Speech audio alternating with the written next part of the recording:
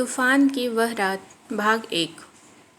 जैसी कि उम्मीद थी, शाम को पटना एयरपोर्ट पर एयर बस से उतरते ही उसने चैन की सांस ली। मगर अभी तो बस शुरुआत थी। आगे के झंझावातों को तो उसे झेलना था। पंकज शर्मा की डेड बॉडी भी इसी फ्लाइट से आई थी और इसी के साथ उसे भी गांव जाना था। मगर पहली बार वह विमान पर चढ़ा था। मगर पहली बार फ्लाइट पर जाने का उसे कोई रोमांच या खुशी नहीं थी।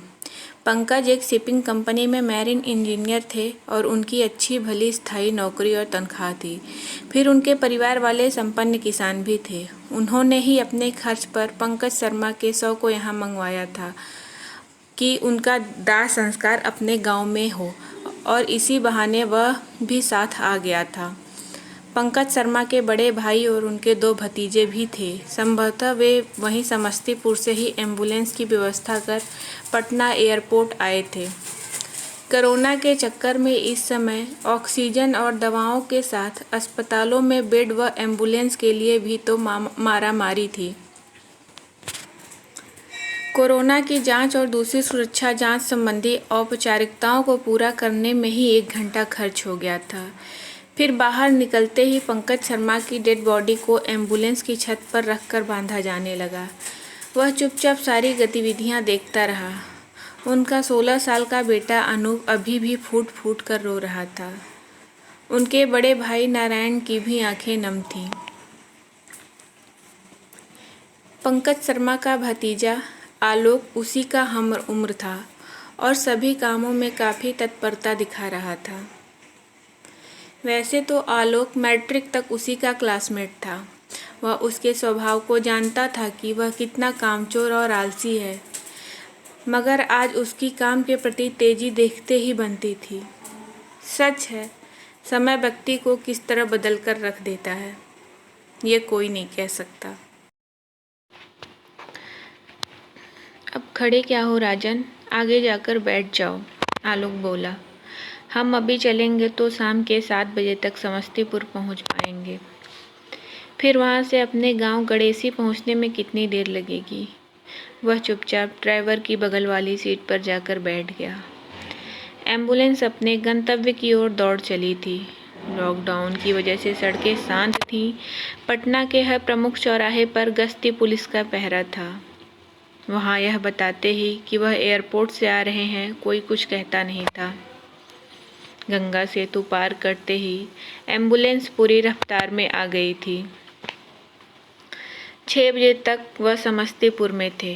वहां भी हर गली चौराहे पर लॉकडाउन की वजह से पुलिस का पहरा था।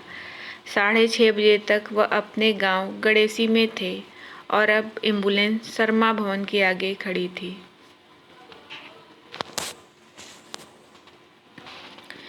एम्बुलेंस देखते ही पंकज शर्मा की पत्नी चित्कार मार बाहर निकली और उसके आगे पछाड़ खाकर गिर पड़ी। माँ और बहन अलग दहाड़े मारकर रो रहे थे। सब कुछ जैसे तैयार ही था। दरवाजे पर घंटे भर के लिए शव को रखा गया था और लोग मुंह पर मास्क लगाए अंतिम दर्शनों के लिए आ जा रहे थे। वह चुपचाप अपना बैग संभाले खड़ा रहा। छोटा भाई माखन आया और उसका बैग लेते हुए बोला, अब घर चलिए भैया, माँ इंतजार कर रही है तुम्हारा। अंत्येष्टि पूरी होने के बाद घर जाते हुए उसने जैसे खुद से कहा, गांव तो आ ही गया हूँ, थोड़ी देर और सही, अभी यहाँ की औपचारिकताएं पूरी होने में देर तो लगेगी ही। आलोक उसके असमंजस और कसमकस को देखते हुए बोला, नहीं राजन, तुम घर हो आओ, तुम भी काफ़ी थक गए हो, मैं समझ सकता हूँ। जब हम मुक्ति धाम को चलेंगे उसी समय आ जाना। उसे देखते ही माँ उससे चिपटकर रोने लगी। मैं तो समझी कि सारा खेल खत्म हो गया। यह मेरे किसी पुण्य का प्रताप है कि तुम बचकर आ गया राजू। मेरा पुनर्जन्म हुआ है। साल भर पहले ही तुम्हारे पिता का देहांत हुआ था। कितनी मुश्किल से खुद को संभाला है मैंने। अब बीती बातों को छोड़ो माँ। उसकी भी आंखें भर आई थी। क्या करता, बाबूजी के जाने के बाद घर में एक चवन्नी तक नहीं थी। उल्टे उनके श्राद्ध कर्म के नाम पर बिरादरी वालों ने कर्ज का पहाड़ चढ़ा दिया था।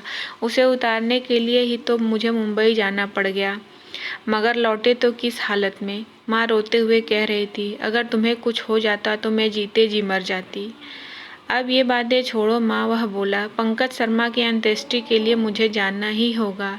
यह उनका ही एहसान है कि मैं कुछ कमाने लायक बन पाया हूँ, नहीं तो मैं किस लायक था माँ। माखन ने बाहर ही एक बाल्टी पानी और मग लाकर रख दिया था। वह वहीं अपने कपड़े उतारकर हाथ मुंह धोने लगा था। भैया, आप नहा लीजिए, दिन भर से आप दौड़ धूप कर रहे होंगे, नहाने से थोड़ी थकान मिट जाएगी। गर्मी बहुत है, मैं एक बाल्टी पानी और ला देता हूँ। उसने लगे हाथ नहा लेना ही ठीक समझा। मई का मौसम वैसे ही गर्मी का है, थोड़ी तो राहत मिलेगी।